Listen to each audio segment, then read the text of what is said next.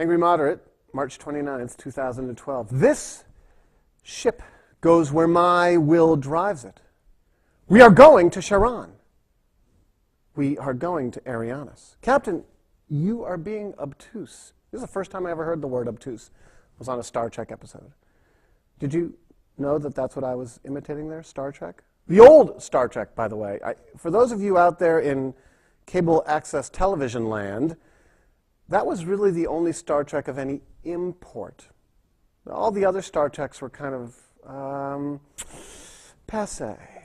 But anyway, this ship goes where my will drives it. Welcome to the Angry Moderate, March 29th, 2012. There is much to talk about, but it never supersedes the need for caffeine. That's good caffeine. You know, they're doing this new thing with the cameras here, and there's a monitor. And so as I was drinking the coffee, all of a sudden this big picture of me popped up in front of me, and I admired myself. I felt like Gloria Swanson in Sunset Boulevard. Mr. DeMille, I'm ready for my close-up now. Anyway, nothing wrong with Gloria Swanson, and nothing wrong with Sunset Boulevard. Directed by whom? Wasn't it Billy Wilder who directed Sunset Boulevard? Great movie. William Holden. And who plays, Gloria Swanson plays the silent film star. Anyway, if you want to watch some good old movies instead of some of the crud that's on TV nowadays, you got movies like Sunset Boulevard and Double Indemnity with Fred MacMurray and Edward G.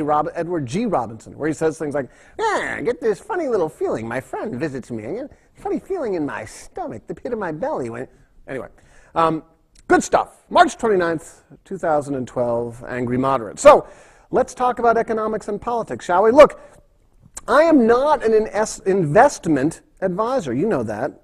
I'm some silly guy from the Upper Valley who comes on your television, and you're sillier because you watch me. But that's neither here nor there. I'm going to give you some investment advice. And when you lose all your money, you're going to come and try to find me and say, I followed your advice and you ripped me off. And I'm going to say, well, I didn't get any of the money. It's not like you sent me the money to do the investing, which, by the way, if you'd like to send me some money so that I can do the investing, you know where I'm going to invest it? In a trip to Barbados.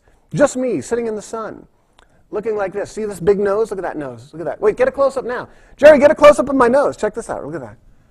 What a proboscis. Looking up into the sun. Getting sun on my face. Vitamin D. Isn't it a beautiful thing? Yes, that's what I would do with your money. If you sent me money, I would go to Barbados. I wouldn't invest it. I'd invest it in a plane ticket. I'd go to Barbados. I would not drink rum because I would rather drink coffee. But I would still sit on the beach in Barbados. Anyway, investment advice. Here's the thing. Is everybody listening? When Merrill Lynch talks, people listen. Do you remember that commercial?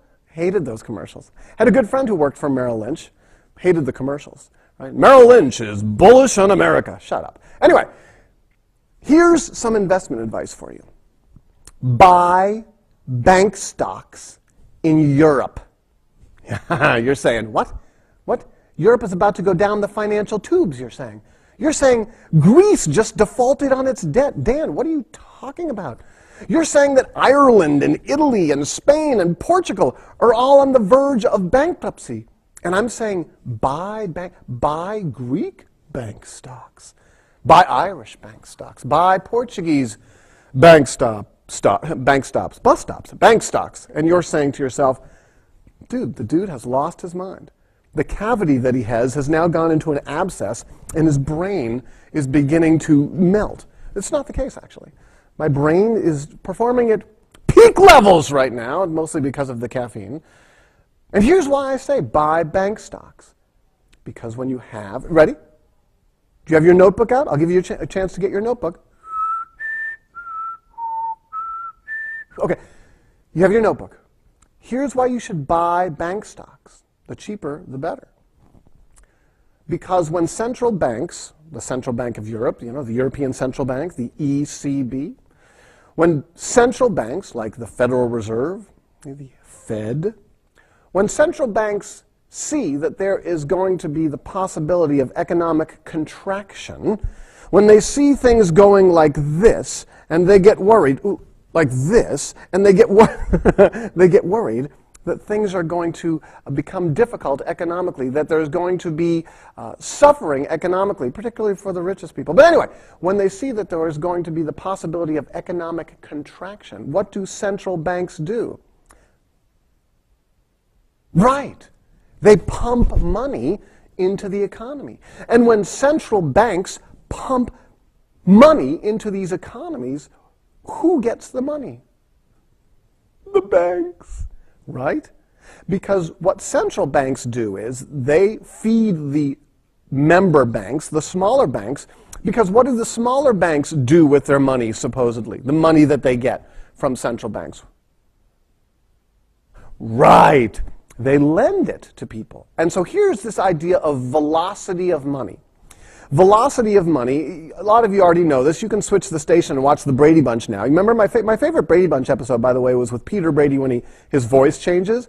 And he's talking like this, and then there was that song, "When it's time to change." Anyway, when central banks lend money, print money, create money, and give it to smaller banks lend money, supposedly, to borrowers, right, in order to buy stuff. Okay, makes sense. So I was going to talk about velocity of money. So the idea, the theory is that if Bank A lends me $10,000 to buy a used car, I then write that check to the person from whom I'm purchasing the car. Do you like that grammatical correctness? From whom I'm purchasing the car. No prepositions at the end of sentences for the angry moderate. And then that person takes the $10,000, they deposit it in their checking account, and then they can take that money and go off to the co-op and buy a bag of rice, which now costs $442 for a bag of brown rice. You get the picture. And so this money circulates, and this is what's known in the world of economics as monetary velocity. Oversimplified, but this is monetary velocity. Money moving around and making more money and spending, et cetera, and so forth.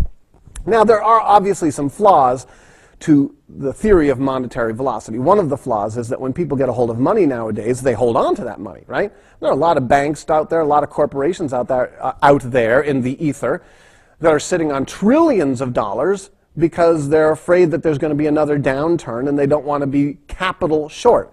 They don't want to be short on capital. Now, what's interesting, of course, is this idea of printing money, creating money. People call it capital, but it's really not capital. It's money. I mean, capital comes a lot from production. And this is just stuff that's in people's computers, right, on people's hard drives. Like, it would be as if the Federal Reserve and Ben Bernanke said, you know, I really like that Weintraub guy. He's a bit of a pain in the butt, but I like him. I'm going to inject his account with $1 million. And he went to the Fed's computer, and I had a little reserve account at the Fed, and he hit 1,000,000 decimal point 00 into Dan Weintraub's account, and all of a sudden I had $1 million. Poof, bingo, out of nowhere, right? It wasn't like he went to the vault and it's like 100, 200, right? You get the bet. So monetary velocity, this theory of monetary velocity, of course, is flawed. And part of the flaw with monetary velocity is people sit on the money, people hold on to it, people don't want to be undercapitalized, right? Banks are afraid that there's going to be another stress test, right? You know, I love these stress tests, right? Tim Geithner, the Treasury Secretary, one of the great shysters in the history of American banking, who says things like, you know, all the banks now we have done these stress tests, and all of the banks now are incredibly solvent and free of any kind of risk, which of course is silliness because they're all holding assets that they're essentially valuing however they want to, right? They don't have to value them to the marketplace. They value it. So it's like me saying to you, yeah, I've got this Toyota Yaris out there, and it's worth $42 million. And of course, because the government allows banks and other corporations to value their assets however they want to, they can say that that's what they're worth, and they can put it on their little account ledger. Oh, look, we're totally solvent. All of our Yarises are worth $42 million. Anyway, banks don't want to be undercapitalized because they don't want to, if there's another Lehman event, you know, if there's another, shakeup in the financial system, they don't want to go down the tubes. And most importantly, the government doesn't want them to go down the tubes, right? Governments understand. And I'm going to come back to the European Central Bank and why you need to buy bank stocks from Europe. Governments, and particularly governments that have central banks in fiat currency systems that can create as much money as they want to, they do not want, look, governments don't want to fail.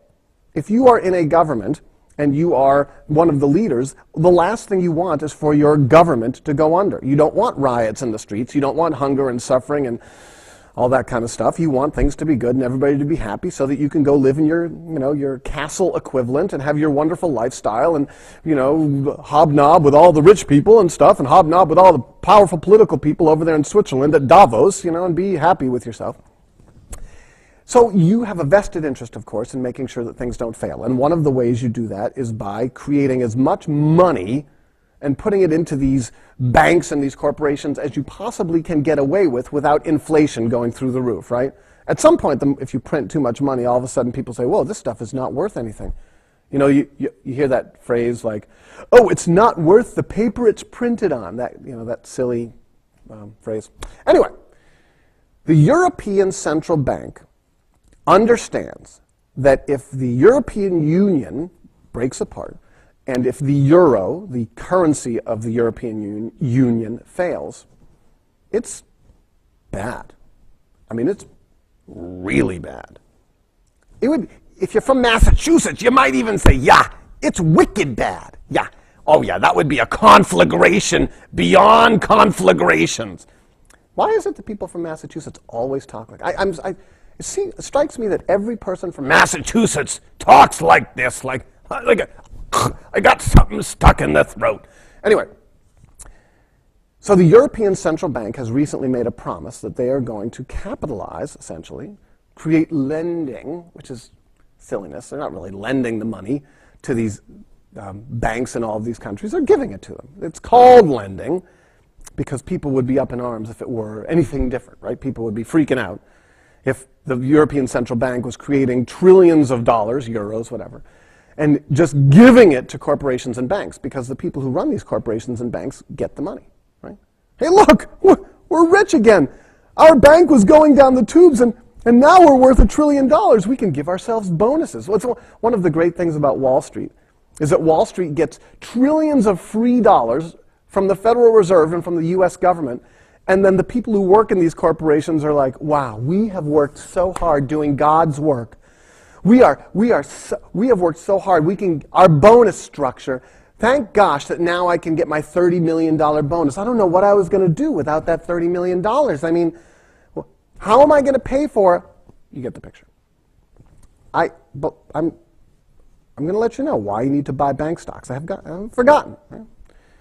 So, we know that the European Central Bank is not going to let the smaller banks go under. We know that Europe is not going to let Portugal, Italy, Greece, Spain go under, right? Tank, or leave the European Union. If that happens, you have a situation in Europe that becomes very bad, and Europe doesn't want things to be very bad. Europe has a good memory. They remember what happened in the last 100 years when things got very bad, right? So what's going to happen is that the Central Bank of Europe, the European Central Bank, is going to create a lending facility, which is euphemism or kind of code word for give the banks money. When the banks get money, they are going to supposedly lend this money out. Most of this money that they're going to lend out is going to be to other institutions that are already wealthy institutions that can turn around and take those monies and invest them in equities or invest them in commodities or invest them in different markets. And one of the markets that they're going to invest in is the equities market. And one of those markets, specifically, are the equity markets, the stock markets for banking facilities, bank stocks. And when people start bidding up the value of banks, irrespective of the capital accumulation of these banks, irrespective of how well these banks are being run, irrespective of the fact that these banks maybe are short on actual individual deposits, when this happens, the banks are going to see the value of their stock go up. Look, several months ago, when Bank of America stock was at about $6, $6.25 a share, I took whatever financial assets I could scrape together, which was paltry, mind you, and I took a bunch of my retirement investments and I threw them into Bank of America, because here's the deal. If Bank of America goes under, the United States goes under. If Bank of America tanks, if Citi tanks, if Goldman tanks, you think the government wants that? You think the government is going to let any of these institutions tank? Of course not.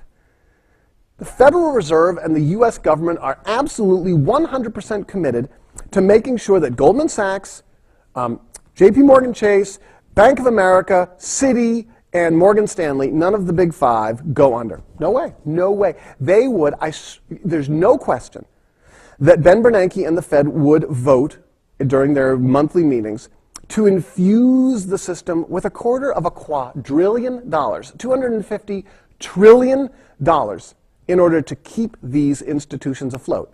That would be problematic, of course, because then the cost of a bag of rice would be $3,400 instead of the current $482 at the co-op, right?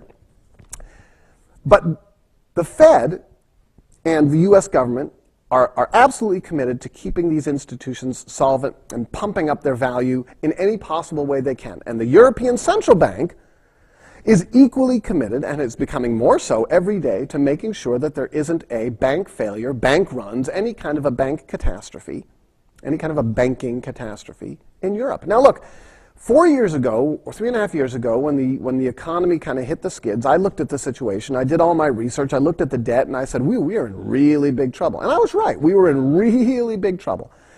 What I didn't realize at that point, and what I look back now and say, okay, there was a place that I was wrong, was how powerful monetary policy is. How extraordinarily powerful it is, not only to create what we might consider wealth, but to create the illusion of wealth, to create the illusion of better times ahead. And I've talked about this many times until I'm somewhat blue in the face, that those better times ahead are for a very small percentage of the population. The majority of people are convinced by our politicians and convinced by those people selling lots of goods that want us to buy them, and convinced by the credit card companies, and convinced by whomever that better times are ahead. But look at yourself, right? I mean, if you're in the middle class, how much money are you making a year? Okay? How much is your salary going up? What are your yearly increases? Okay? How much are you spending on heating oil? How much I went like that because this winter was kind of weird, wasn't it? How much are you spending on gasoline when you fill up your car? Okay? How much are you spending on food when you go shopping? Okay?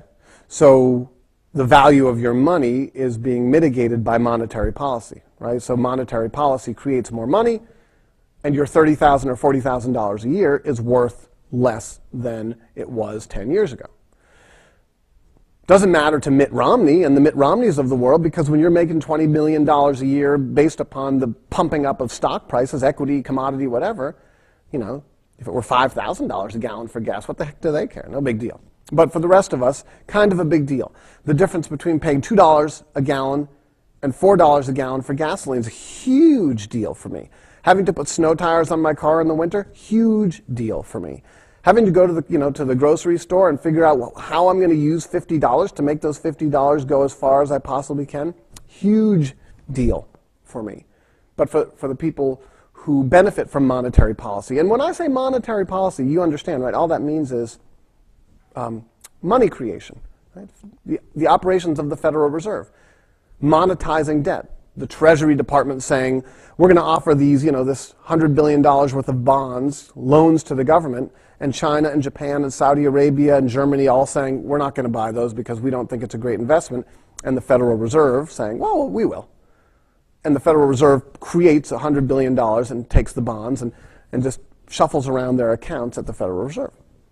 So monetary policy creates extraordinary amounts of wealth for a very small percentage of the people. I still have coffee, which makes me feel wealthy. I always feel wealthy when I have coffee. But that monetary policy, this idea that somehow that's going to have a great impact upon the supposed 99%, that's a bit of a fallacy.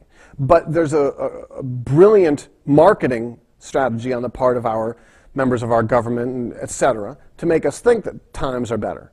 Right, to make us think that and a lot of it has to do with this thing called the stock market. Now, I firmly believe that in the next 5 years, we are going to see an equity market, a stock market, the Dow between 17 and 20,000. totally convinced that Dow 20,000 is an absolute realistic number in the next 5 to 7 years, Dow 20,000. Why not, right? If the Federal Reserve and the government create 10, 20, 30 trillion dollars, and it gets into the hands of, the banks and the corporations who take that money and then invest it in these equity markets, in these marketplaces, why not? Why couldn't we bid up the value of Bank of America stock to $200 a share, $300 a share? Why not? Does it have anything to do with the actual underlying value of Bank of America or the value that they provide to society? No, of course not. It's a gambling casino. This is a bunch of betting. It's people betting on stuff, and there's a sense of optimism and euphoria, and when there's a sense of optimism and euphoria, it's called a positive feedback loop, right? When a bunch of people start to get psyched and they invest and the market starts to go up, and then other people are like, ooh, the market's going up, and then they start to invest, right? And everybody kind of piles on. Doesn't have to really do with the underlying value of anything. Doesn't have to necessarily do with the profitability of a company. I mean, banks. But this is why you need to invest in bank stocks in Europe. The European Central Bank is not going to allow these banks that are in an extraordinary amount, under a lot of duress, to fail. The first thing they're going to do is they're going to offer a lending facility, propped up, by the way, by the Federal Reserve of the United States, just so you know. American taxpayer dollars helping prop up the European Central Bank and the banks of Europe, right? Private institutions run by individuals who make millions and millions of dollars doing this.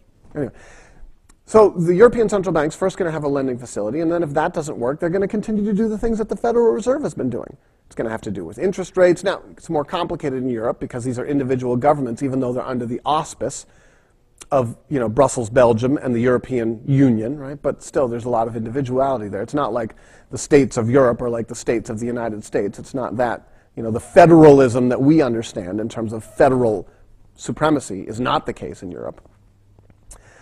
But the European Central Bank is going to do everything in its power creatively, just like the Federal Reserve will continue to do, quantitative easing 17, in order to make sure that there is not that contraction, that the economy does not contract, that the European economy expands, even if that expansion is simply based upon printing money. Even if that expansion, that supposed expansion, has nothing to do with production, has nothing to do with consumption, is simply the monetary operations, the creation of trillions of dollars that then gets into the hands of corporations, banks, other entities that use that money to bid up the cost of commodities, equities, etc.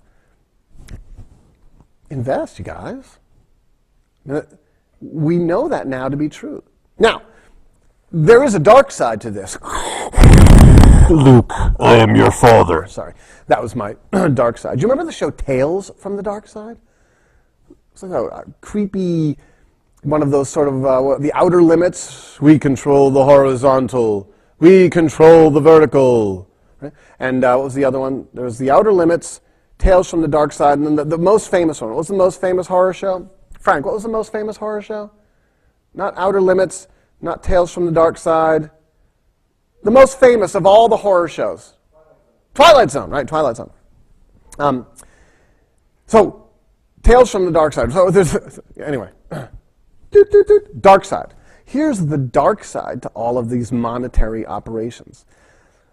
The creation of money, not based upon production, not based upon capital formation, not based upon all of the ideas that, when you think about money, where money was just created at some point as a way to make the exchange of goods more easier. Right? So it was a lubricant for the economy. It made it easier to trade, to stuff. Well, money has taken on a whole new deal now. Money is created as a way to make sure that societies don't fall apart. And sometimes, in the short term, it seems to work. Monetary policy of the Federal Reserve. to try and make sure that in the short term, after the housing debacle, after the $10 trillion fraudulent housing market got exposed, after all of these crazy derivative synthetic devices were exposed as being fraudulent devices, the Federal Reserve and the government jumped in and said, we will print trillions of dollars and we will keep the system from collapsing in on itself like a black hole, and then the magnet and the gravity and the sucking noises, right? And it works in the near term, in a very short span of time. When I say near term, I don't mean like for 12 days. I mean, work for several years, a decade, whatever. But what you're doing is you are simply pumping trillions and trillions and trillions of dollars into a system as a way to artificially create demand, artificially create economic conditions that should exist if everybody did this right and it was done fairly and people didn't cheat, etc. It should exist just based upon how people interact. Oh, you've got that, I need that. I've got some of this, you want some of that? Oh, perfect, right? No problem. But what we've done is we've created this incredibly perverse economic system really over the last 50 to 100 years, but in particular since 1971, when Richard Nixon, upon the advice of Milton Friedman, decided to default on our gold obligations abroad. No, I'm not a gold standard guy. I'm not saying that. But what I'm saying is once we were freed from the gold standard, money printing went, through the roof. There was nothing to stop the money printing. Anyway, the dark side is, there are many dark sides. Dark side number one is that we are moving into a period of time, if we continue on this monetary policy, where the inflationary forces are going to create untenable stress on large portions of society. Right? So for me, someone in the middle class, there are already untenable stresses. Can't make ends meet. Can't do it. Right? Can't buy or pay for all the things I need to pay for. Have to pick and choose. As monetary policy continues to work its way, continues to be employed as a way to keep economic contraction from taking place, more people who are right now not in untenable situations are going to find themselves in those situations. And the government is going to have to choose. Do they step in to help people who are in these untenable economic situations? Or do they, if there's a Republican administration or whatever, do they choose to not? What you realize, of course, that it doesn't matter who becomes president, whether it's Mitt Romney, Newt Gingrich, Rick Santorum, please, Barack Obama. It doesn't matter. Once one of these Republican guys, if one of these Republican guys becomes president, and there's a Republican Congress, they're all going to get together and they're going to say, well, we ran our campaign under the impression that we were going to make sure that we cut back on government spending, on entitlement programs, and we were going to make sure that we didn't overspend and go into debt. And then they're going to sit around and go, but if we cut back on these programs and on this spending, we're going to precipitate through our actions a lot of individual suffering in a country of 310 million people, a lot of whom depend upon these entitlement programs in order to make ends meet, depend upon social programs in order to get by, and they're going to sit around because they are themselves simply interested in their own self-interest. I mean, come on. Altruism? Are you kidding me? Civic-mindedness? Are you kidding me? That politicians join the ranks of maybe on a local level, politicians become involved in politics because they really are civic-minded. They really do want to give back to the community. And then they move to the next step, whether it's at the state level or perhaps moving toward the federal level. And maybe they genuinely are infused with a sense of wanting to help their state and country. And then, of course, they get to the point in their careers where they realize that, that they can benefit financially, socially, in many ways from their station in society. No different from the rest of us. No different from the rest of us. And therefore, they undertake actions that are in their own self-interest. Which is, by the way, why I don't care if Iran gets a hold of a nuclear weapon. They're not going to use it because it would be in opposition to their self-interest. Do you think the Iranians are like, yeah, let's get a hold of a nuclear weapon so that we can nuke Israel and then get totally obliterated? No. And they're like, let's just do this because it's a good political ploy and whatever. So the Republicans, the people on the right, are going to come to power eventually, whether it's in 2012 or 2016 or whatever, I don't know.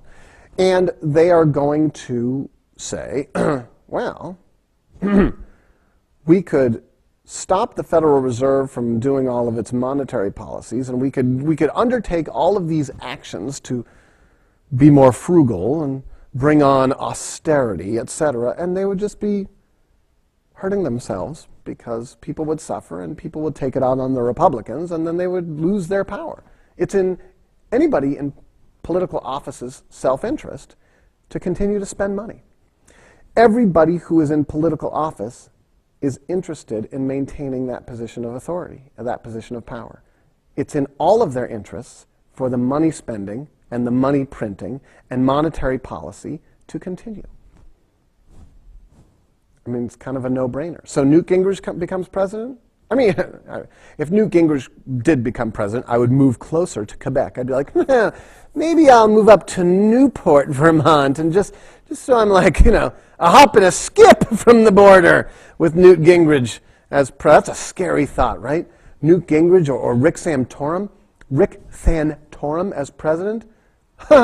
Wow. But then again, I mean, as I've probably said many times, back when I first could vote, I was like, Ronald Reagan as president? It never happened. Ronald Reagan, the actor, right? Remember that from Back to the Future? When, what's his name, Christopher Lloyd, playing the Doc, is like, okay, future boy, who's president in 1985? And he goes, Ronald Reagan. And Christopher Lloyd goes, the actor! And who's his first wife? What does he say, Jane Wyman? Is that what he says? Who's the first lady? Jane Wyman? Anyway, when Ronald Reagan ran for president in 1980, I was like, first of all, I was kind of hanging out freshman year of college, listening to the Grateful Dead, walking around New Orleans in bare feet. So I wasn't paying too much attention to politics. But I was laughing at the same time that this guy named Ronald Reagan, the right-wing governor of California, would have even any chance of getting elected president. That was like really silly of me or something, because like he did become president, and then like for 8 years it was really, anyway. Then of course there was the George Bush the Jr., like when George Bush the Jr. was running for president, and he would be in debates and he'd say things like, you're implying really fuzzy math, and I was like, wow, you are a fuzzy human being, man. There's no way that we're going to elect George Bush. And then of course I realized that I live in a country of 300 plus million people, a lot of whom believe a lot of what they hear. And then we got George Bush as president, and do I have to tell you what he did? So it wouldn't shock me for Rick Santorum to be elected president. I wouldn't be blown away like, oh my, I would be distraught, but I wouldn't be totally shocked. In any event, it kind of doesn't matter, because none of these Republican guys, if they get into the Oval Office, are going to follow through on their promises with regard to cutting back on spending and austerity, because to do so would be, political suicide for them, right? It would be, they would then have they would find themselves in a situation where there would be more and more people suffering because of the lack of ability to make ends meet, and they wouldn't be able to get reelected. And someone who becomes president most of it is just self-interest, right? Of course, for Newt Gingrich, but here's the thing about Newt Gingrich, by the way. Newt Gingrich is not running for president to become president. You realize that, right? Newt Gingrich is running for president so that he can go on lots of book tours. I mean, Newt Gingrich, of all these guys, Newt Gingrich is the most consciously slimy. I think a lot of people who get into politics kind of don't realize that they're doing it just because they like the attention. I mean, Dan Weintraub, the angry moderate, I'm very clear about the fact that I do this because I like the attention. I do this because I just want you to pay attention to me. I understand that. I understand. It's a character flaw. I'm sorry. But I know that I just do this for attention. At least I have that consciousness. There are a lot of people who get into politics who do not have that consciousness. They think that what they're doing is that they're doing it for good and righteous reasons. But really, deep down, they're just people who get their esteem from having attention lavished upon them. Newt Gingrich, though, he's a slimy son of a gun, isn't he? Because it's all very conscious what he's doing. He knows he's not going to get elected president. He's doing it for the money.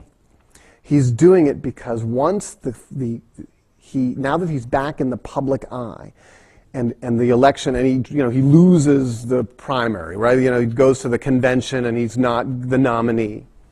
He'll be able to go on tour, and instead of charging $60,000 for each speech, which he did starting after he left being the Speaker of the House, he'll be able to charge $125,000 for his speaker's fees. And then, no longer being in politics, he'll be able to become an advisor to all sorts of wealthy... He's just doing it for the money and the power, man.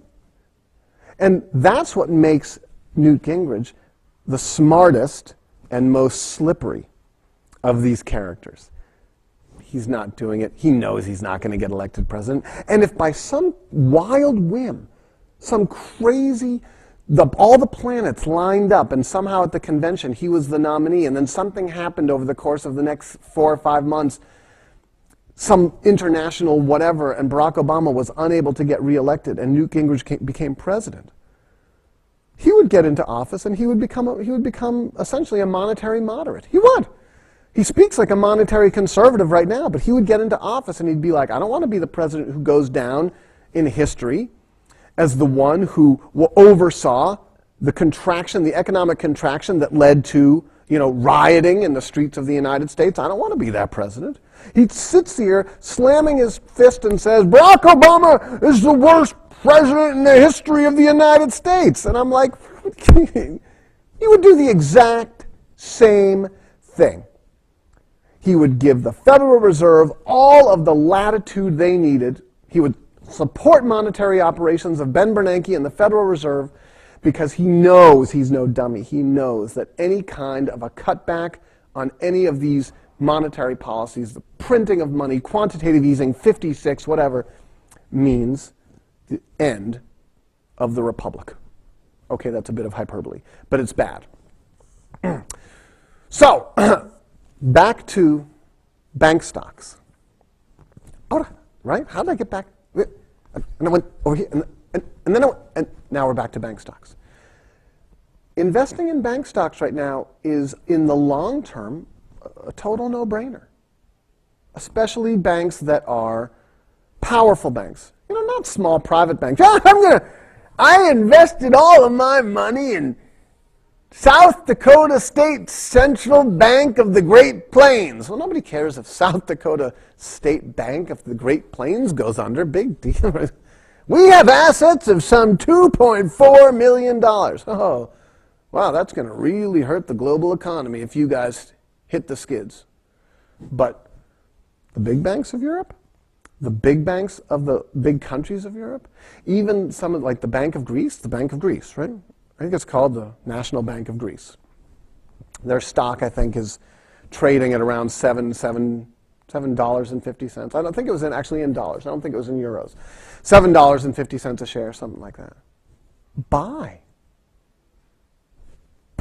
those shares. Unless the European Central Bank decides that it's going to take over, and the European Union in the next 20 to 30 years is going to become like the federal government is in the United States, and that powerful, that there's going to be, which of course would never happen because all of the individual countries of Europe would go through the roof. They're not going to let these major banking institutions fail because it would mean too much instability, too much chaos. I mean, even just little riots on the streets of Athens was too chaotic, right? A few people throwing Molotov cocktails at old Volkswagens in some parking lot in the middle of Athens, and the stock market goes down 400 points. You get the picture? Invest in bank stocks. Now, I say this again. If you listen to what I'm saying, you're probably a fool, right? If you take my advice on investing, me, the guy who can't come up with the money to fill a cavity, me, the guy who is a middle-class guy for whom making ends meet is an uphill trudge, the old Sisyphusian effort, just when I get to the point where I feel like I'm able to put gas in the tank and it all rolls down. So if you follow what I have to say, you're probably lacking in wisdom, or maybe you've been hitting the old gin bottle a little too hard, right? Did a few shots of gin the other night and listened to Weintraub on the Angry Moderate. Woke up the next day and I'd bought 10,000 shares of the International National Bank of Greece. I think that may have been a mistake. But the gin was good. I didn't smell so good the next day. Had that gin reeky smell on me. You get the picture? Anyway, Angry Moderate, March 29th, 2012. I'm glad you're listening. I don't understand why. I mean, I've been doing this now for a few years. I can do it for a few more years. I probably do it until the day I can't sit down in the chair. But if you keep listening, I'll keep talking. Going to take a little break here. The Angry Moderate needs to have a sip of coffee and catch his breath and wonder, what the heck am I going to ramble about next? Be back in a flash. Angry Moderate, back from a trip to the coffee machine.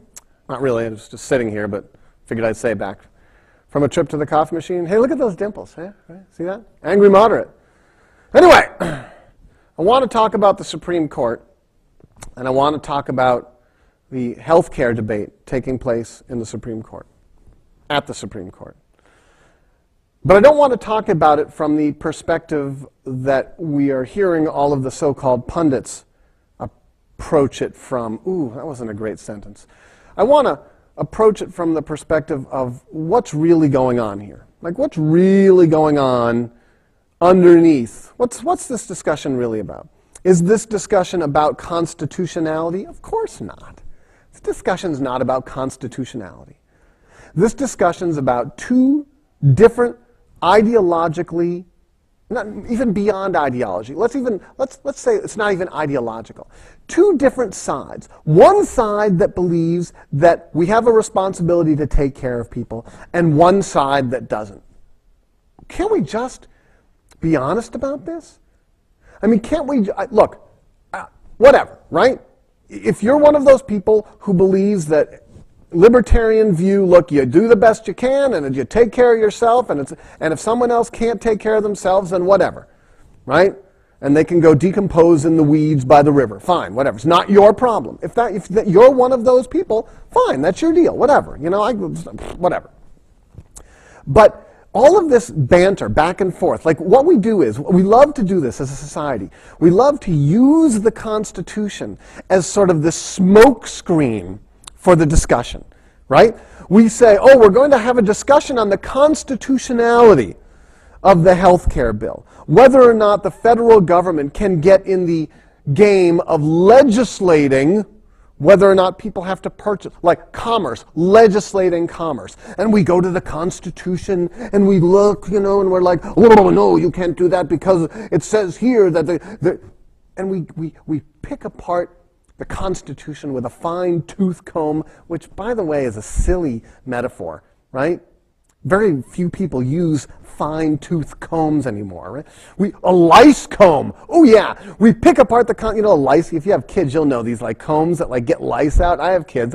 I've combed for lice before. Oh, look at that one. It's a tasty little louse, isn't it? In any event, we use the Constitution as a smokescreen for, to try and pretend that we are having this discussion about what the founders of the country would have intended. And it's just a big lie. It's a lie. It's baloney. I mean, can't we just admit that? What we're really doing is one side is saying this is what we believe. The other side is saying this is what we believe. And all of this constitutional stuff is just a smokescreen. Look at the debate that's taking place at the Supreme Court. Who are the people who are suing the federal government for the creation of the health care law? Who are the people who are opposed to the health care law? They're the people who either don't like the idea of having taxpayer money going to support people who should supposedly be supporting themselves, or it's people whose bottom line is going to be hurt by the healthcare law, right?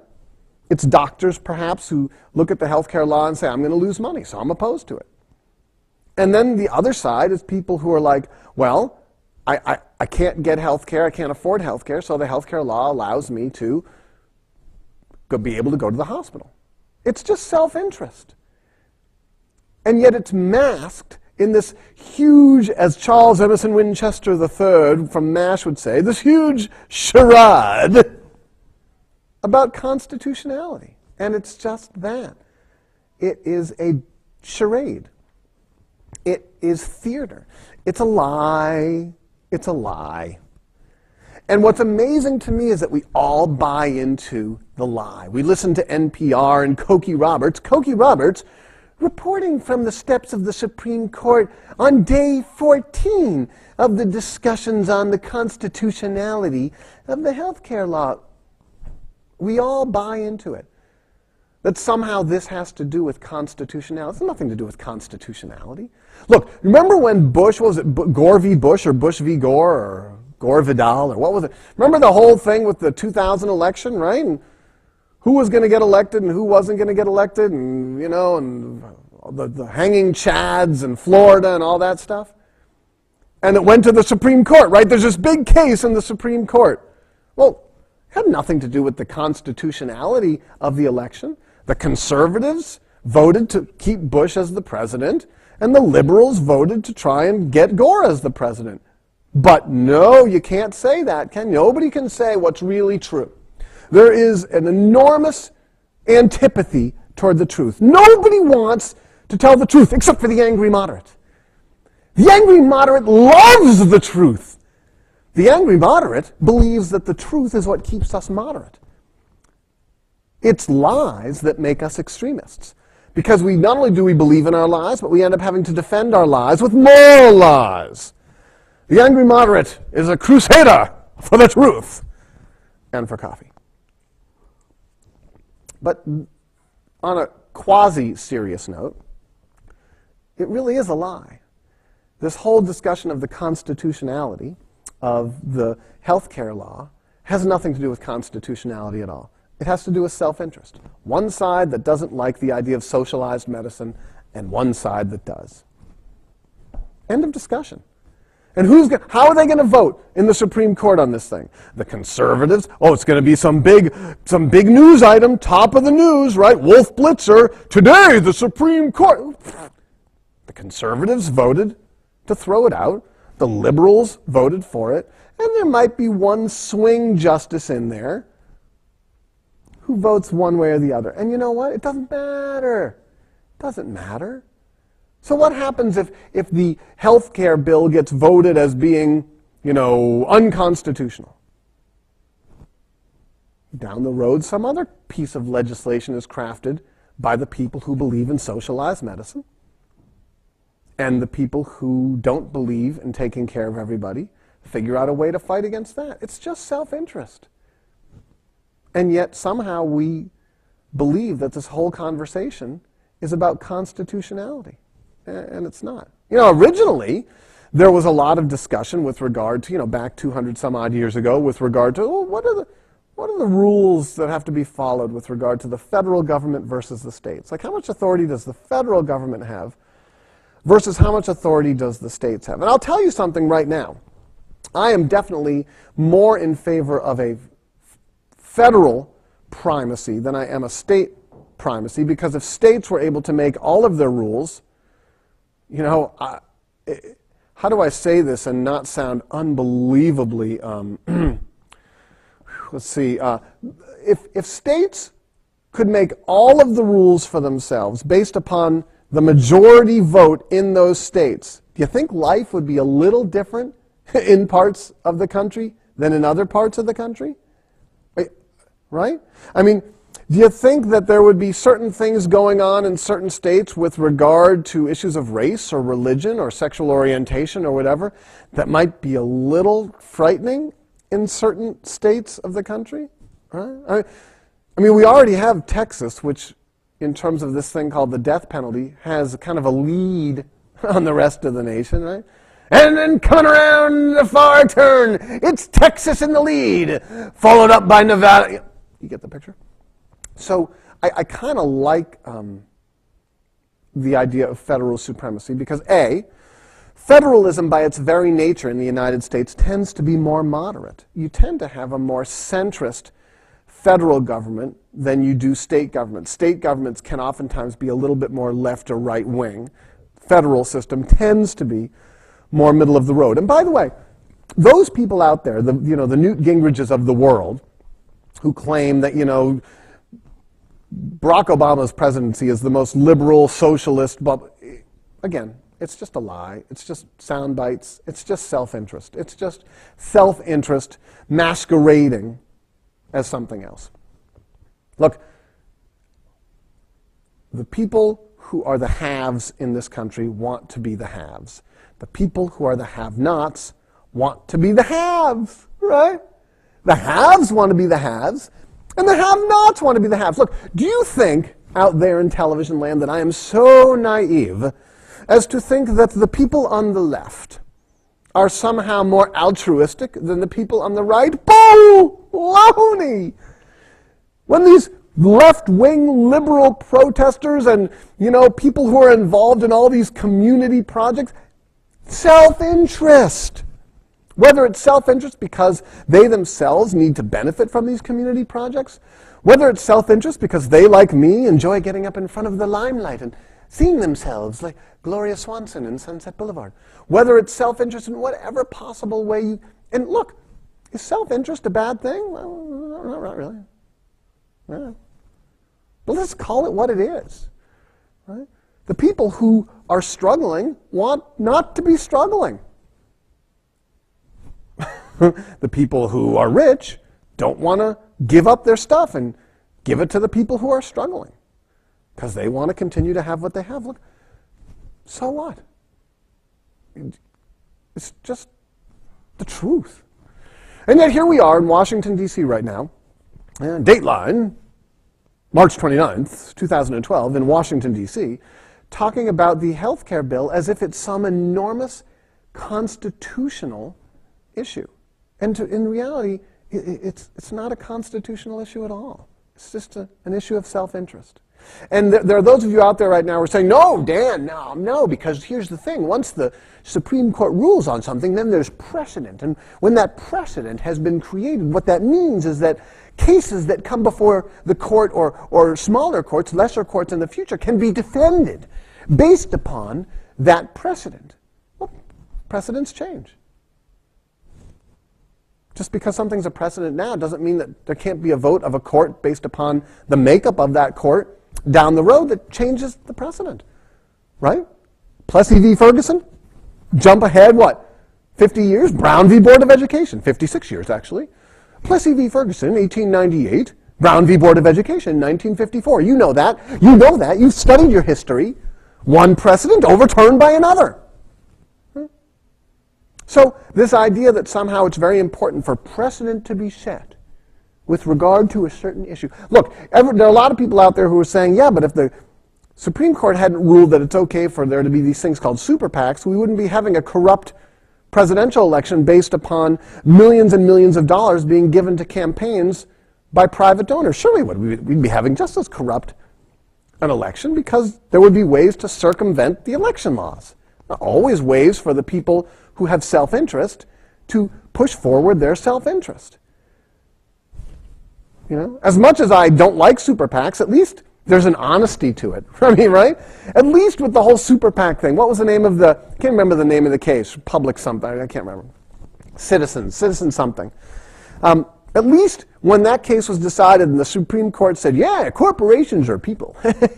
And they can spend as much money as they want on these particular elections. At least there was some honesty to it. Basically what they were saying is, let's let the elections be rigged and let's not hide it anymore. Why hide it? It's been going on forever anyway. Why should we hide it? Well, no, it hasn't been going on forever. The elections in this country are incredibly honorable and honest. Well, they're more honorable and honest here than they are in many other countries, right? Vladimir Putin just got elected. Elected! Isn't that hilarious that we use the word elected for what happened? Vladimir Putin, elected, was it president or prime minister of Russia, elected. Stuff those ballot boxes. Right? Who are you going to vote for? Oh, I was going to vote for the other guy, Konstantin You Betcha Chernenko. You were? Oh, no. Right? And then they point a little pistol at you and say, who are you going to vote for? Oh, I thought I'm going to vote for Putin because he is a great man, Putin. And Chernenko, no, I don't like him very much anymore. Right? And secretly in the brain, it's like, well, I'd rather vote for Chernenko, but I can't because get in a lot of trouble. So, yes, in the United States, comparatively speaking, we elect officials. Right? We elect people to office. But, come on. How can you say that our electoral system is a truly democratic electoral system? Please. You got more money, you get elected. You got less money, you don't. Right? I just like the fact that the Supreme Court basically said, yep, right? We like that. You got more money, you get elected. You got less money, you don't. Self-interest, right? We like having a conservative Supreme Court propped up by the guys who got the money. We don't want the liberal left-wing Supreme Court because they'll take away the money. Self-interest, self-interest, self-interest. It doesn't seem to me that there's any great mystery in this, and yet somehow we hide behind all of these social conventions and these things, like discussing constitutionality of this or environmental law of that. Look, environmentalism. Who are the people who are opposed to the EPA, the Environmental Protection Agency, and who are opposed to any talk of there actually being something called climate change? People who would lose money based upon any kind of legislation that was passed that protected the environment. Right? I mean, it's the race to the bottom, guys, right? If you got rid of the EPA and you got rid of all of these institutions that were supposedly protecting the environment, and states were able to make their own laws based upon environmentalism, do you think that the states would rush to have the least restrictive laws of all? Of course they would. Because they'd get the most business. Because all of the, what was those company, what was the name of that company in India? Union Carbide. Union Carbide, coming to Arkansas. Friends, my name is Joel Smithers, and I'm the chief of Union Carbide Steel and Chemical Company. Formerly based in Bhopal, India, and now coming to Little Rock, Arkansas. We have gotten rid of all of our environmental laws as a way to make sure that Union Carbide could come in and pump as much crap into the rivers and into the air as is possible. Now, friends, we don't really care if they're pumping lots of stuff into the environment and into the air because it floats from Arkansas on the jet stream up there at 35,000 feet and into our neighboring states of Alabama, Mississippi, Virginia, and those terrible heathen states of the Northeast. As a matter of fact, friends, you want Union Carbide to come to Arkansas. Because when we puff the smoke up into the air, full of all the particulates that are poisonous, and it drifts into Massachusetts, we are poisoning the Democrats, and we like that. Coffee. What's my point? My point is, of course, that there's this race to the bottom, and if there were no environmental laws, the states that made the least restrictive environmental laws would be the places that got the most commerce. Of course, the people in those states would suffer, right? Because, right? What was it, the Cuyahoga River caught on fire back in the 1950s or 1940s? Pre there being any kinds of laws with regard to pollution. The river caught on fire. Was it 1960s? Early 1960s, I think. The river caught on fire? The river caught on fire? That's rather extraordinary, really. In any event, I hope this rant, since the break in the show, is resonating in some way with you. I'm not saying that the right or the left is good or bad as I participate in this diatribe. I'm saying that it's just an issue of self-interest, you see. And we hide behind all kinds of smoke screens and all kinds of conventions and all kinds of discussions, and we're not willing to just have the conversation. Have the conversation. We conflate issues. We say one thing when we mean another. Look,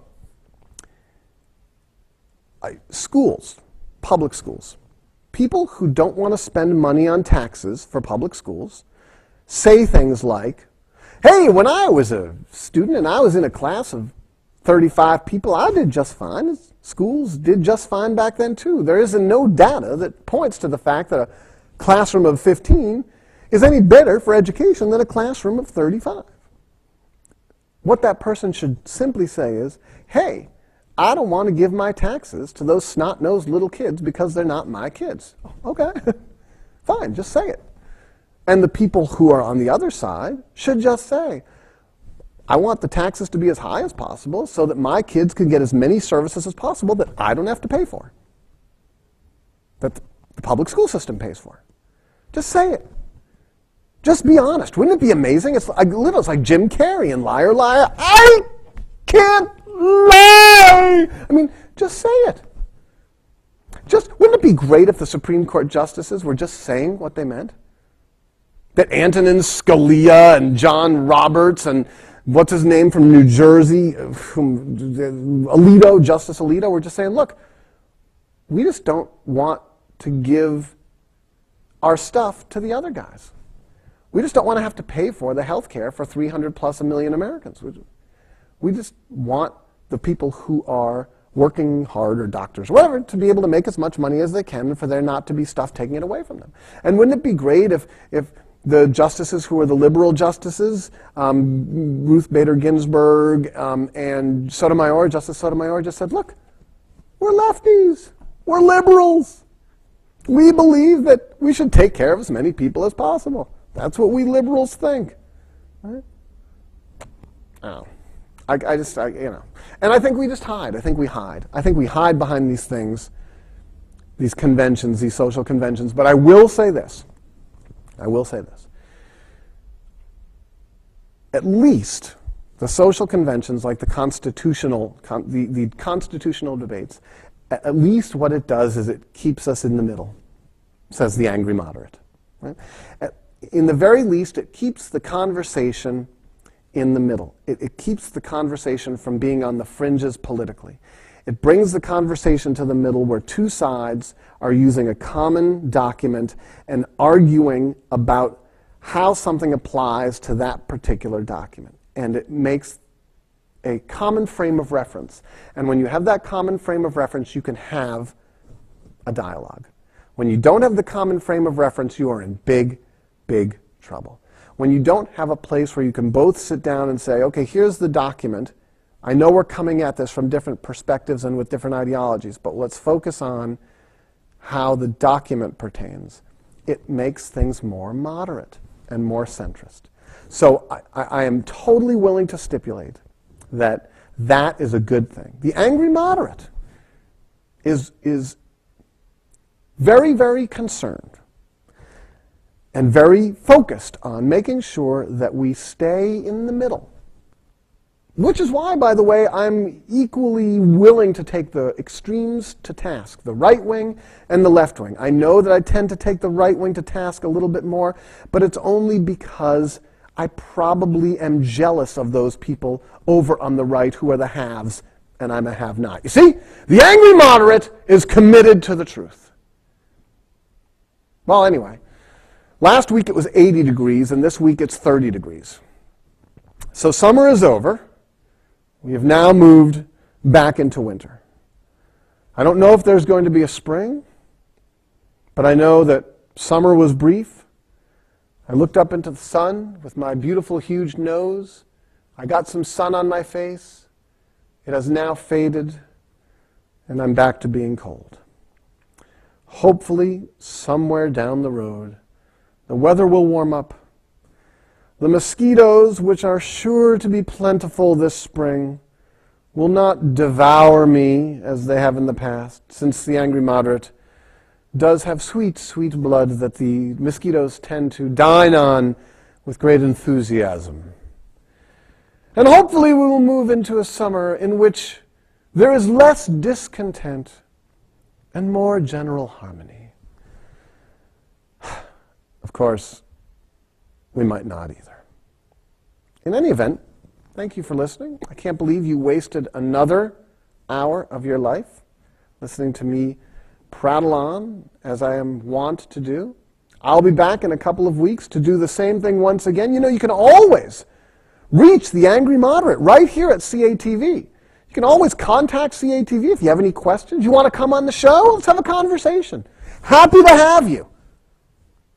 And good day.